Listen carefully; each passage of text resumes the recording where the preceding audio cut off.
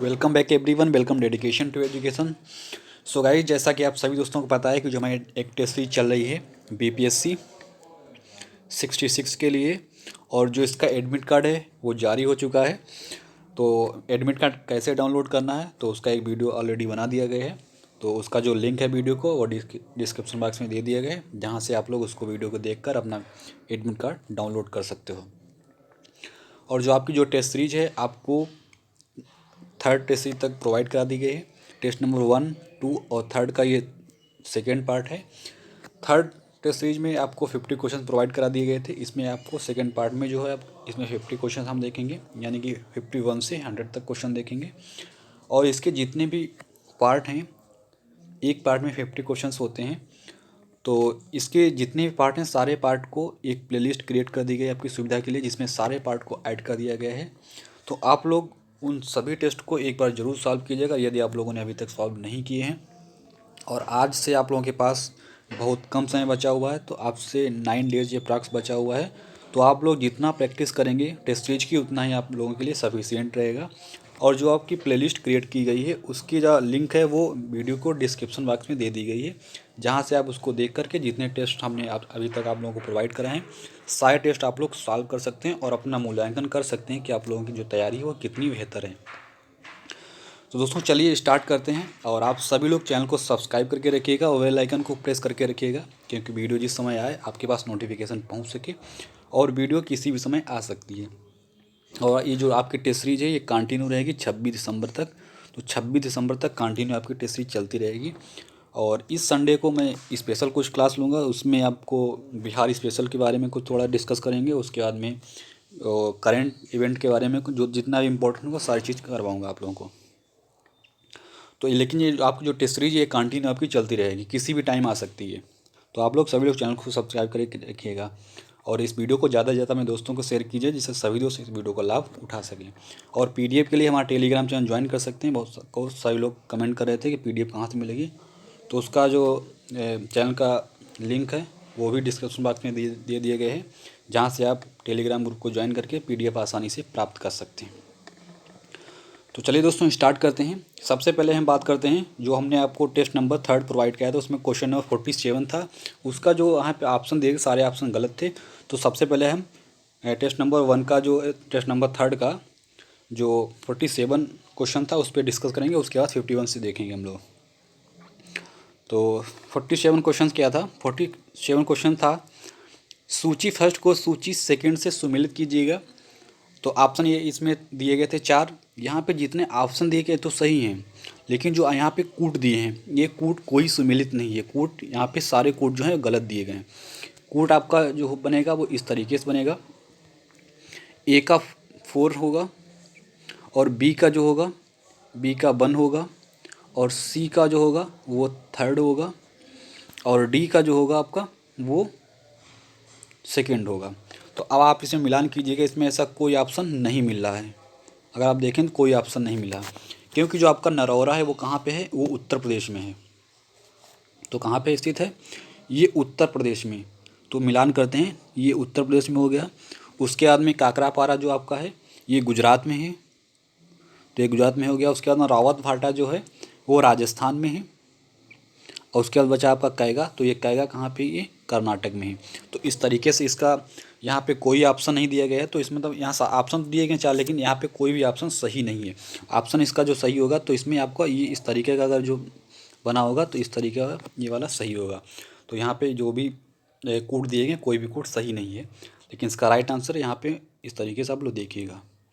तो चलिए दोस्तों अब स्टार्ट करते हैं 51 से क्वेश्चन। तो मैं यहाँ पे केवल आपको क्वेश्चन देखूंगा, उसके बाद मैं आपको राइट आंसर बताऊंगा चारों ऑप्शन को ना पढ़ करके, क्योंकि काफ़ी लोग कमेंट कर रहे थे कि केवल राइट आंसर बताइएगा, चारों क्वेश्चंस को रिपीट ना कीजिएगा। तो जहाँ पे एक्सप्लेन करने की ज़रूरत होगी मैं वहाँ पे एक्सप्लेन करता रहूँगा और केवल आपको राइट आंसर बताऊँगा क्वेश्चन के बाद में। तो चलिए स्टार्ट करते हैं, देखते हैं 51 क्वेश्चन क्या है। 51 क्वेश्चन है गल्फ स्ट्रीम है। तो गल्फ स्ट्रीम क्या है? तो दोस्तों ये एक महासागरीय जलधारा है। क्या है? गल्फ स्ट्रीम एक महासागरीय जलधारा है। अगला देखते हैं, अगला क्या है? क्वेश्चन नंबर 52, अपवर्तन चक्र का सिद्धांत किस वैज्ञानिक ने दिया था? तो किसने दिया था? तो जो अपर्दन चक्र का सिद्धांत था वो डेविस ने दिया था। डेविस जो साइंटिस्ट थे उन्होंने दिया था। किसने? डेविस ने। तो राइट आंसर हमारा ऑप्शन सी। अगला है नर्मदा एवं महानदी का उद्गम स्थान कहाँ पे है? तो इसका उद्गम स्थान कहाँ पे है? तो दोस्तों अमरकंटक में है। कहाँ पे? Option number C right answer हो जाएगा कि नर्मदा एवं महानदी का जो एक उद्गम स्थान है वो अमरकंटक में है। अगला देखते हैं। अगला है शिव समुद्रम जलप्रपात किस नदी पर स्थित है? तो ये कहाँ पे स्थित है? क्वेश्चन नंबर 44 का दोस्तों राइट आंसर हो जाएगा ऑप्शन नंबर बी कावेरी में। तो जो शिव समुद्रम जलप्रपात है वो कावेरी नदी पर स्थित है। कहाँ पे? कावेरी नदी पे। अगला देखते हैं। अगला है पश्चिमी यमुना नहर का निर्माण किस शासक ने करवाया था? तो इसमें कोई भी ऑप्शन सही नहीं है, क्योंकि जो पश्चिमी यमुना नगर का जो निर्माण करवाया था वो तुगलक वंश के शासक तुगलक वंश के शासक फिरोज शाह तुगलक ने करवाया था। किसने? फिरोज शाह तुगलक ने करवाया था। यानी जो तुगलक वंश के शासक थे फिरोज शाह तुगलक ने पश्चिमी यमुना नगर का निर्माण करवाया था। तो राइट आंसर यहाँ क्या हो जाएगा? उपरोक्त में से कोई नहीं।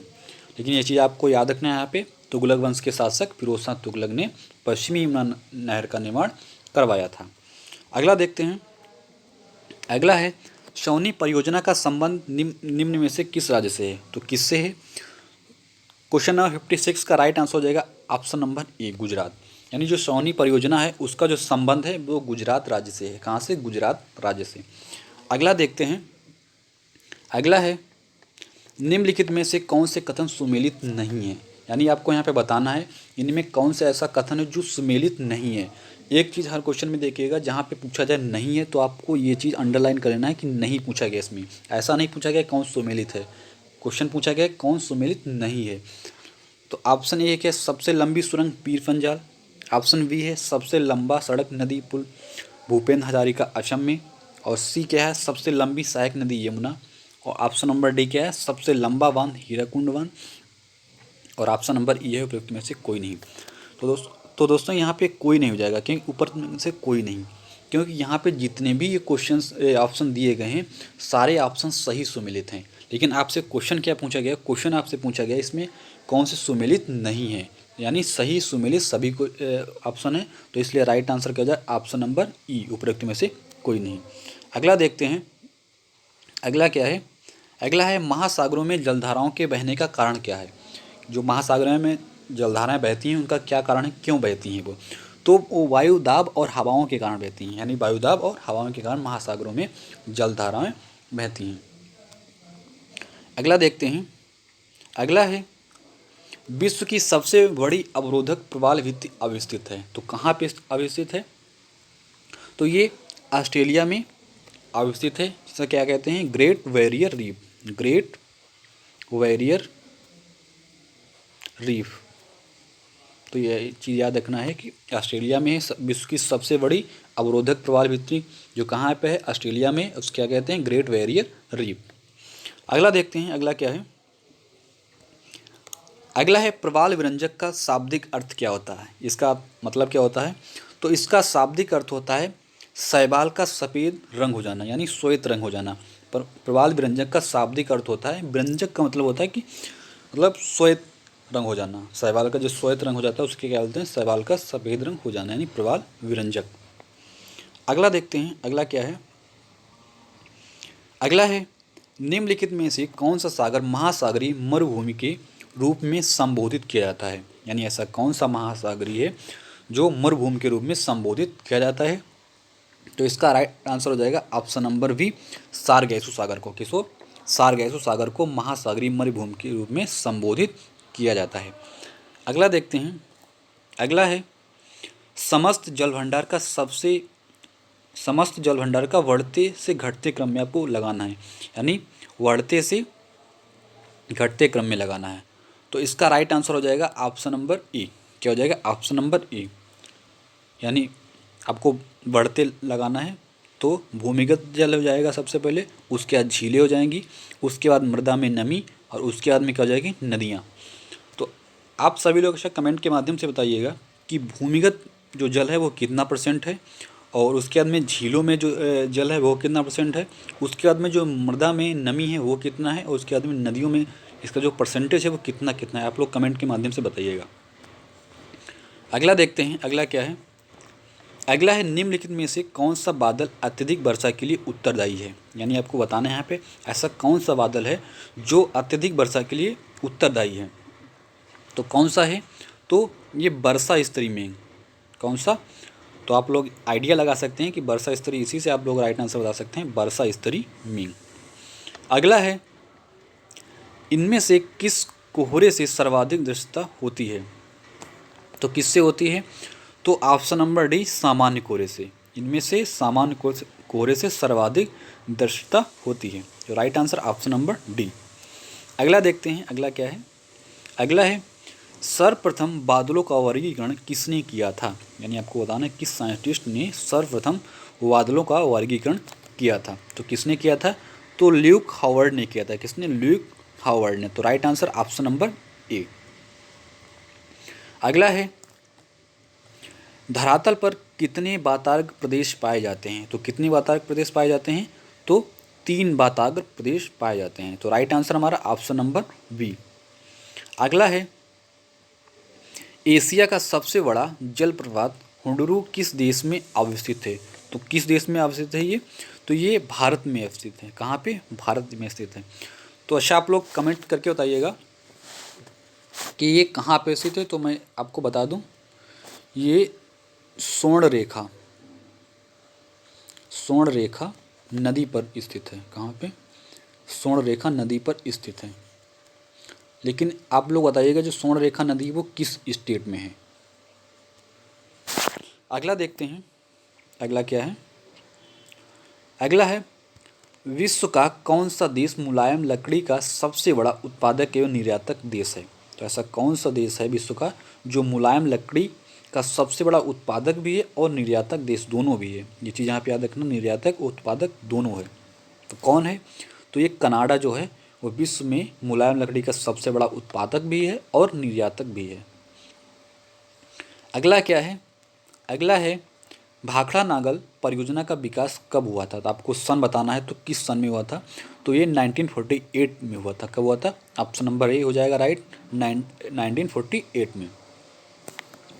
अगला देखते हैं, और जो ये हुआ था किस नदी पे हुआ था। तो जो भाखड़ा नागल परियोजना का जो विकास हुआ था वो 1948 में हुआ था। ये पंजाब में हुआ था। पंजाब में सतलज नदी पर हुआ था।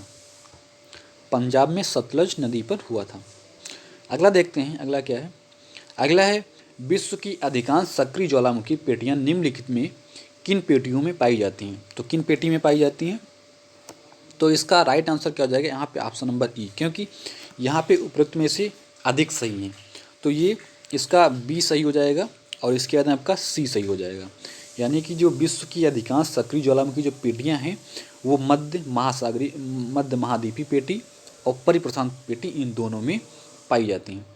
तो राइट आंसर हमारा ऑप्शन नंबर ई, यानी उपरोक्त में से एक से अधिक यहाँ पे सही हैं। अगला देखते हैं, अगला है इनमें से कौन सी नदियाँ तिब्बत से निकलकर भारतीय सीमा में प्रवेश करती हैं। यानी कौन सी नदी है जो तिब्बत से निकलकर भारतीय सीमा में प्रवेश करती है। तो दोस्तों इसका राइट आंसर क्या हो जाएगा, इसका राइट आंसर हो जाएगा, इसमें 3 सही हैं। ऑप्शन नंबर ई जाएगा क्योंकि उपरोक्त में से एक से अधिक सही हैं। Option number A Sutlej, option number C Sindhu और ऑप्शन नंबर डी ब्रह्मपुत्र। यानी सतलज, सिंधु, ब्रह्मपुत्र ये तीनों नदियाँ तिब्बत से निकलकर भारतीय सीमा में प्रवेश करती हैं। तो इसलिए राइट आंसर में क्या हो जाएगा, ऑप्शन नंबर ई, यानी उपरोक्त में से एक से अधिक यहाँ पे सही हैं। अगला है, अगला क्या है, भारत में दूसरा सबसे बड़ा कपास उत्पादक राज्य कौन है। तो सबसे बड़ा दूसरा कपास उत्पादक राज्य कौन सा है, तो ये ऑप्शन नंबर सी हो जाएगा। महाराष्ट्र जो है भारत में दूसरा सबसे बड़ा कपास का उत्पादक राज्य है। अगला क्या है, अगला है भारत के किस राज्य में चावल का उत्पादन प्रति हेक्टेयर सर्वाधिक होता है। तो इसका राइट आंसर हो जाएगा पंजाब में। पंजाब में जो चावल का उत्पादन होता है प्रति हेक्टेयर सर्वाधिक होता है। अगला है विश्व में सर्वप्रथम संकर कपास विकसित करने का श्रेय किस देश को जाता है? तो ये श्रेय भारत को जाता है। किसको? भारत को। तो राइट आंसर ऑप्शन नंबर ए। अगला है, इनमें से कौन सी चावल की किस्म नहीं है? तो ऐसी कौन सी इसमें जो किस्म दी गई है वो चावल की नहीं है? तो इसका राइट आंसर हो जाएगा ऑप्शन नंबर डी, ज्वाला। क्या हो जाएगा? ऑप्शन नंबर डी, ज्वाला। अगला देखते हैं। अगला है, करनाल वंट एक बीमारी है, मतलब किस फसल की एक बीमारी है करनाल वंट? तो ये गेहूं की एक बीमारी है। किसकी? गेहूं की। तो right answer option number B. अगला है, वबली प्रोजेक्ट का संबंध किस राज्य से है? तो ये किस राज्य से है? तो इसका राइट आंसर हो जाएगा ऑप्शन नंबर ई, क्योंकि यहाँ पे कोई भी सही नहीं है। तो इसका जो संबंध है वो महाराष्ट्र राज्य से है। कहाँ से? महाराष्ट्र से इसका संबंध है। अगला देखते हैं। अगला क्या है? अगला है, भारत में उत्तर से दक्षिण की ओर जाते हुए नदियों का निम्नलिखित में से सही अनुक्रम क्या है? जब आप उत्तर से दक्षिण की ओर जाते हुए नदियों का निम्नलिखित में सही अनुक्रम क्या होगा? तो इसका राइट आंसर हो जाएगा ऑप्शन नंबर बी। पहले क्या है? सोएक, उसके बाद में जास्कर, फिर स्पीति, उसके बाद में सतलज। तो ये अनुक्रम सही है, ऑप्शन नंबर बी। अगला है 79। 79 क्या है? निम्नलिखित में से कौन सी नदी का स्रोत हिमनदों में नहीं है? यानी ऐसी कौन सी नदी है जिसका स्रोत है वो हिमनदों में नहीं है? तो इसका राइट आंसर हो जाएगा ऑप्शन नंबर ए, कोसी नदी का जो स्रोत है वो हिमनदों में नहीं है। अगला है, अगला क्वेश्चन है, कोडाई कनाल किस पहाड़ी में स्थित है? तो ये किस पहाड़ी में स्थित है? तो ये पालनी पहाड़ी में स्थित है। अगला है, माउंट एवरेस्ट शिखर पर चढ़ने वाली पहली महिला कौन थी?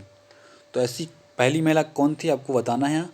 तो इसका राइट आंसर क्या हो जाएगा? 81 का राइट आंसर हो जाएगा ऑप्शन नंबर बी, जुको तबेई। क्या हो जाएगा? जुको तबेई राइट आंसर हो जाएगा।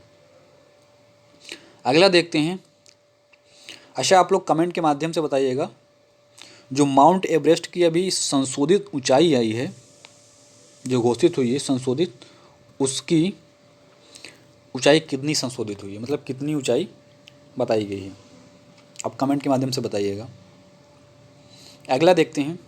अगला है, बिहार के निम्न हिस्सों में कौन सा हिस्सा भूतात्विक दृष्टि से अपेक्षाकृत नवीनतम है? तो इसका राइट आंसर हो जाएगा ऑप्शन नंबर डी, उत्तरी गंगा का मैदान जो है वो भूतात्विक दृष्टि से अपेक्षाकृत नवीनतम है। तो right answer option number D, उत्तरी गंगा मैदान। अगला देखते हैं। अगला है, दंडकारण्य क्षेत्र अवस्थित है, तो कहाँ पे अवस्थित है ये? तो इसका राइट आंसर हो जाएगा ऑप्शन नंबर ई, क्योंकि यहाँ उपरोक्त में से एक से अधिक सही है। ये उड़ीसा, छत्तीसगढ़ हो गया आपका, उसके बाद में आंध्र प्रदेश। तो ये 3 राज्यों में अवस्थित है। कहाँ पे? 3 राज्यों में। तो चीज़ याद रखना आप लोग। अगला देखते हैं इसके बाद। अगला है, अरावली एवं विंध्य श्रृंखलाओं के मध्य कौन सा पठार स्थित है? तो कौन सा पठार स्थित है? तो इसका राइट आंसर हो जाएगा ऑप्शन नंबर डी, मालवा का पठार अवस्थित है। कौन सा? मालवा का पठार अवस्थित है। अगला देखते हैं।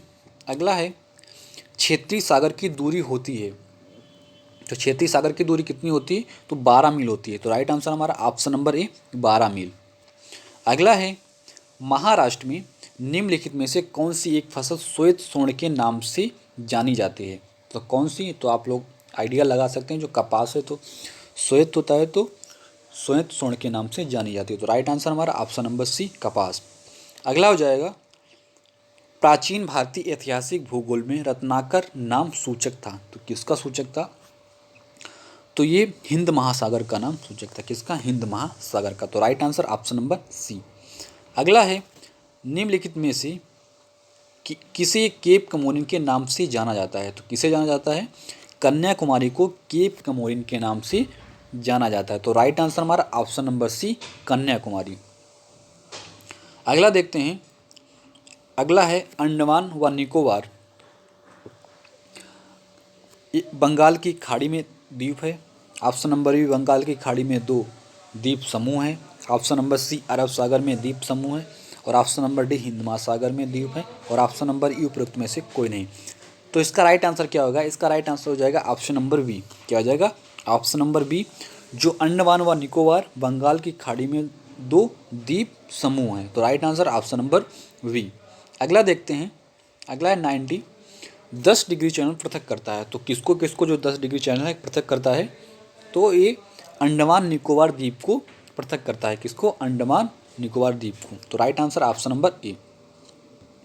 अगला देखते हैं 91 निम्नलिखित में कौन सा पठार टिन के खानों के लिए प्रसिद्ध है? यानी इसमें से कौन सा ऐसा पठार है जो टिन के खानों के लिए प्रसिद्ध है? तो ये आप्टिप्लानो पठार।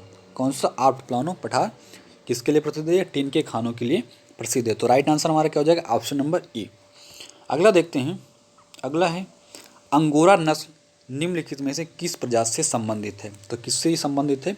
तो ये बकरी से संबंधित है। किससे? ये बकरी से। अंगोरा जो नस्ल जो है वो बकरी प्रजाति से संबंधित है। तो राइट आंसर हमारा क्या हो जाएगा? Option number C. अगला देखते हैं क्वेश्चन। अगला है निम्नलिखित में से कौन सा पठार अपने अत्यधिक खराब मिट्टी के लिए प्रसिद्ध है? तो ऐसा कौन सा पठार है जो अपने अत्यधिक खराब मिट्टी के लिए प्रसिद्ध है? तो जो लोयस पठार है अपने अत्यधिक खराब मिट्टी के लिए प्रसिद्ध है। अगला देखते हैं। अगला है तिब्बत में ब्रह्मपुत्र नदी किस नाम से जानी जाती है? तो तिब्बत में जो ब्रह्मपुत्र नदी है वो किस नाम से जानी जाती है? तो ये सांगपो नदी किसके नाम से जानी? सांगपो, और इसको सांगापो भी कहते हैं। सांगापो भी कहते हैं। तो ये चीज़ आप लोग याद रखना है। अगला देखते हैं 95 निम्नलिखित में किस नदी का संगम सदिया सायर में देहांग नदी से होता है और संगम के बाद ब्रह्मपुत्र के नाम से जानी जाती है? तो इसका राइट आंसर हो जाएगा ऑप्शन नंबर सी देवांग और लोहित। क्या हो जाएगा? Option number C right, Devang और लोहित। अगला देखते हैं। अगला है हिमालयी नदियाँ पर्वतों से नीचे उतरते समय शिवालिक की ढाल पर पत्थरों कंकड़ों की चौड़ी पट्टी का निर्माण करती हैं। उस पट्टी को क्या कहा जाता है? तो क्या कहा जाता है उसको? तो उसको भावर कहा जाता है। क्या कहा जाता है? ऑप्शन नंबर बी राइट हो जाएगा, भावर कहा जाता है। अगला देखते हैं। अगला है नंदा देवी पर्वत कहाँ पे स्थित है? तो ये कहाँ पे अवस्थित है? तो ये उत्तराखंड में अवस्थित है। नंदा देवी जो पर्वत है वो उत्तराखंड में स्थित है। अगला क्या है? अगला है निम्नलिखित में से कौन सा कथन जो है वो असत्य है? आपको बताना है इसमें से ऐसा कौन सा कथन है जो असत्य है। तो ऑप्शन नंबर ए क्या है? हिमालय की कुल्लू घाटी को देव घाटी के नाम से भी जाना जाता है। ऑप्शन नंबर बी है तमिलनाडु और केरल को जोड़ने वाला दर्रा नीलगिरी पर्वत में स्थित है। और थर्ड क्या है? चिल्का झील एवं लैगूर झील है। और ऑप्शन नंबर डी क्या है? कृष्णा डेल्टा से गोदावरी डेल्टा तक का भाग गोलकुंडा तट कहलाता है। और ऑप्शन नंबर ई है उपरोक्त में से कोई नहीं। तो इसका राइट आंसर क्या हो जाएगा? इसका राइट आंसर हो जाएगा ई, ऑप्शन नंबर ई उपरोक्त में से कोई नहीं। क्योंकि आपसे यहाँ पे पूछा गया है निम्नलिखित में से कौन सा कथन असत्य है। तो आप लोग कोई भी क्वेश्चन देखिए असत्य और उसके बाद में नहीं वाले ऑप्शन को अंडरलाइन करिए और अच्छे से इस क्वेश्चन को देखिएगा। क्योंकि आपसे पूछा जाता है असत्य, आप लोग लगा देते हैं सत्य इसमें कौन से हैं, तो आपको बताना है।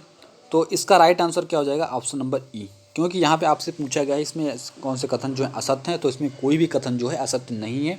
यानी यहाँ पे सभी कथन क्या हैं? सत्य हैं। इसलिए तो राइट आंसर हमारा क्या हो जाएगा? ऑप्शन नंबर ई। अगला देखते हैं। अगला क्या है? अगला है सूर्य तथा पृथ्वी के मध्य ग्रह है। कौन से है? तो ऑप्शन नंबर सी हो जाएगा राइट, बुध एवं शुक्र जो हैं सूर्य एवं पृथ्वी के मध्य ग्रह हैं। अगला हो जाएगा भारत का कौन सा राज्य हो जो है वो सिलिकॉन स्टेट के नाम से प्रचलित है? तो ऐसा कौन सा भारत का जो स्टेट है वो सिलिकॉन स्टेट के नाम से प्रचलित है? तो इसका राइट आंसर हो जाएगा ऑप्शन नंबर ए, कर्नाटक जो राज्य है वो भारत का एक ऐसा राज्य है जिसको सिलिकॉन स्टेट के नाम से हम लोग जानते हैं। तो राइट आंसर हमारा ऑप्शन नंबर ए। तो ये आपके 100 क्वेश्चन कंप्लीट हो गया। टेस्ट नंबर 3 था आप लोगों का ये। तो ये टेस्ट नंबर 3 था। तो आपकी सुविधा के लिए जितने भी टेस्ट हमने अभी तक आप लोगों को प्रोवाइड करें, सारे टेस्ट की एक प्लेलिस्ट क्रिएट कर दी गई जिसमें सारे टेस्ट ऐड कर दी गई हैं। तो आप सभी लोग उन टेस्टों को देख सकते हैं और आपकी सुविधा के लिए एक प्लेलिस्ट क्रिएट की गई है। और उसका जो लिंक है प्लेलिस्ट का इस वीडियो को डिस्क्रिप्शन बॉक्स में दे दिए गए, जहाँ से आप सभी लोग उस प्लेलिस्ट को देखकर सारे टेस्ट को सॉल्व कर सकते हैं और अपना मूल्यांकन अवश्य कीजिए कि आप लोगों ने कितने क्वेश्चन सही हैं किए हैं और आप लोगों की तैयारी कितनी अच्छी है। तो दोस्तों आज के लिए बस इतना ही, मिलते हैं न्यू वीडियो में। Thank you so much, thanks for watching.